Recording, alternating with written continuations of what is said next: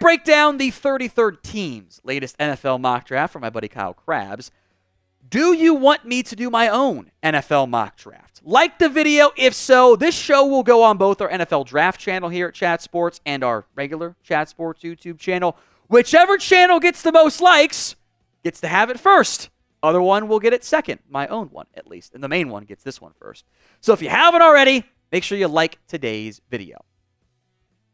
All right, this order is based on what the 33rd team did, so do not blame me. I take no responsibility. Cam Ward goes number 1 to the New York Football Giants.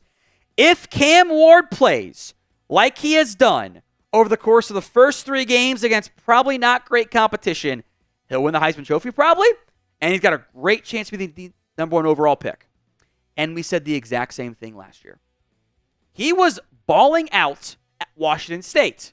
First 4.5 games, he was killing it. Down the stretch for the Cougars, it fell apart.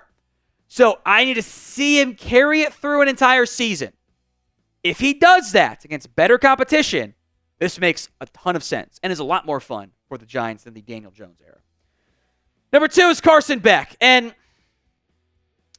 I am worried about this particular fit. I think Carolina's got talent issues. Guess what Georgia doesn't have, really? Talent issues. How many 5 stars do they have? I think Carson Beck is a good quarterback. But I also think the floor is a Kenny Pickett-style guy, and the ceiling is you get Jared Goff, Kirk Cousins. Now, if you get that quickly, get that on a rookie contract, super valuable. I mean, look what the Niners are doing with maybe a better version of Brock Purdy. If you don't get that until it's time to pay him, well, you've kind of missed that great window there. I don't think the physical skill set for Beck is as good as Cam Ward, Quinn Ewers, other guys. So that concerns me a little bit. I think we're going to force a QB early this year for a lot of teams. Not for New England. It will eventually be Drake May. And then getting a legitimate left tackle in there in Kelvin Banks, 0 complaints. Smart move from Kyle in this mock draft. The Commanders, Will Johnson out of Michigan. Malik Neighbors smoked him. Took him out back.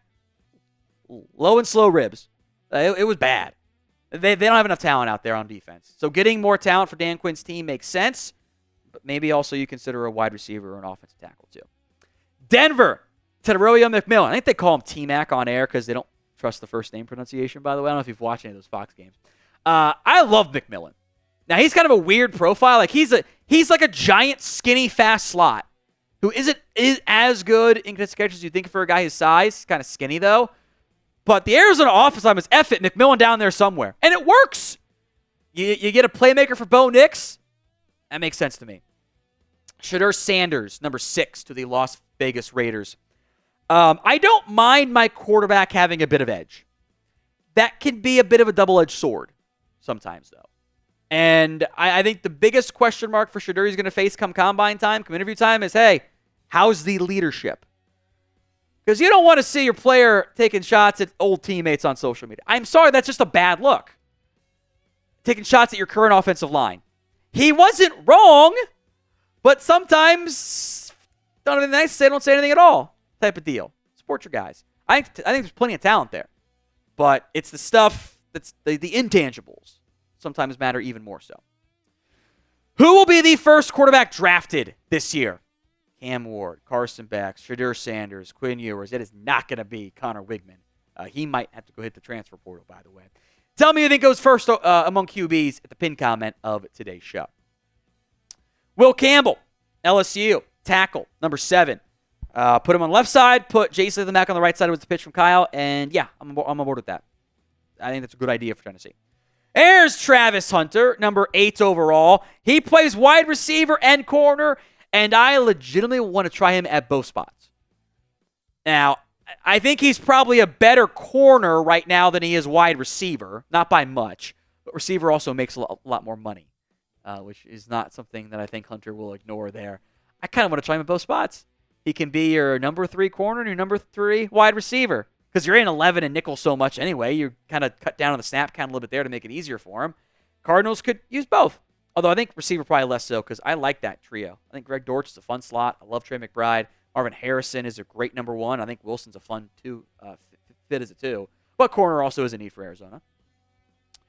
I think like every mock draft you watch or see or read is going to put a Michigan defensive lineman to the Minnesota Vikings.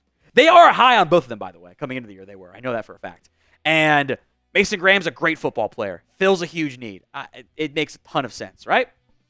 I like this fit, too. Luther Burden, slower start to the year. Missouri's not played the best competition. He'll get going. Kind of a Yankee player. Different style than some of the other options on this Browns offense. I think there's a lot of fun stuff you can do with him. He's not like a Malik Neighbors, Jamar Chase. He's kind of like a lesser version of that one. But I think Burden is a really fun fit for what the Browns want to do. Maybe it's not as obvious as like every mock draft's going to have Minnesota taking a defensive lineman and Tennessee taking an offensive lineman. I think Burden in Cleveland is a fun fit. If you have not already, download the Game Time app today. It is a new feature called Game Time Picks. It makes getting tickets to see your favorite teams play live even easier. Game Time Picks filters out the fluff to only show you incredible deals on great seats. You don't have to waste time searching through thousands of tickets. It is curation that makes it easier to save more on sports, concerts, comedy, theater, and more. The all-in pricing feature shows you your total cost up front, so there's no surprise fees at checkout. The lowest price guarantee is this. If you find tickets in the same section and row for less, Game Time will credit you 110% of the difference.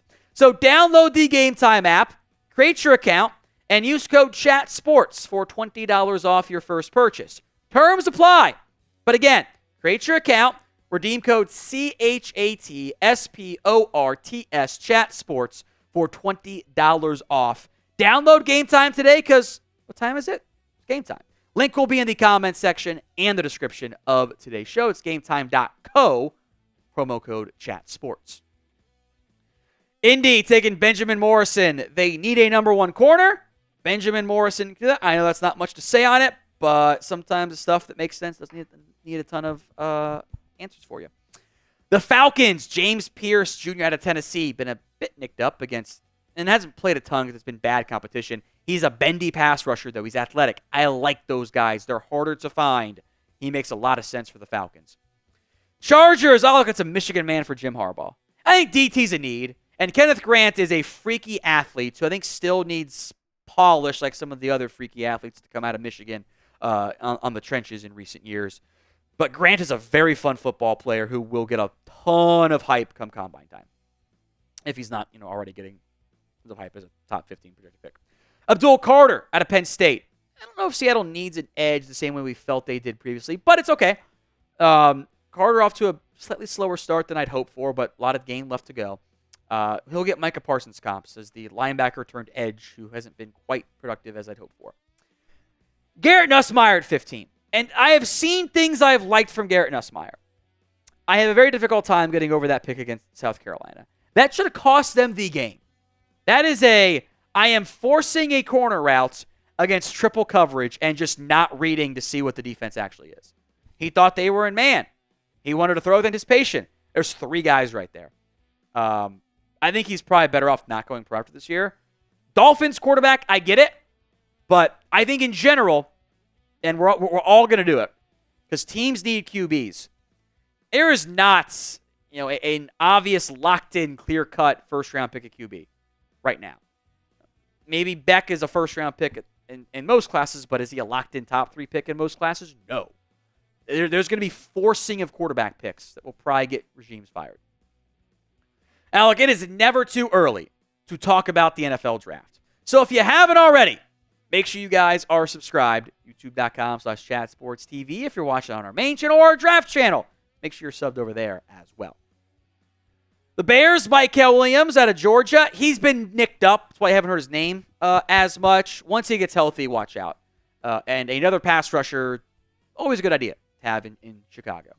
Maybe you want an offensive lineman instead. That's what the Saints did at 17. Emory Jones. Stays in the Bayou. I don't hate that at all, actually. Although Trevor Penning hasn't been that bad.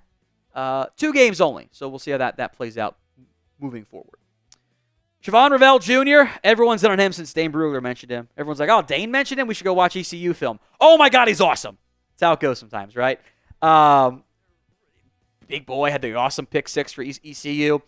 Senior Bowl could have like a Quinyon Mitchell-esque impact on his stock. Tetairoa Davis out of Arizona. I'm glad Kyle put him on because I like a lot of these Arizona players. McMillan. Buffett is fun, but is maybe too backyardy to actually work as an NFL QB. Davis is a good corner. Still got room to grow, but I think for the Rams, it's a pretty solid fit. I do like this fit, too. Tyleik Williams out of Ohio State, the defensive tackle. The first OSU player taken, by the way, in this mock draft.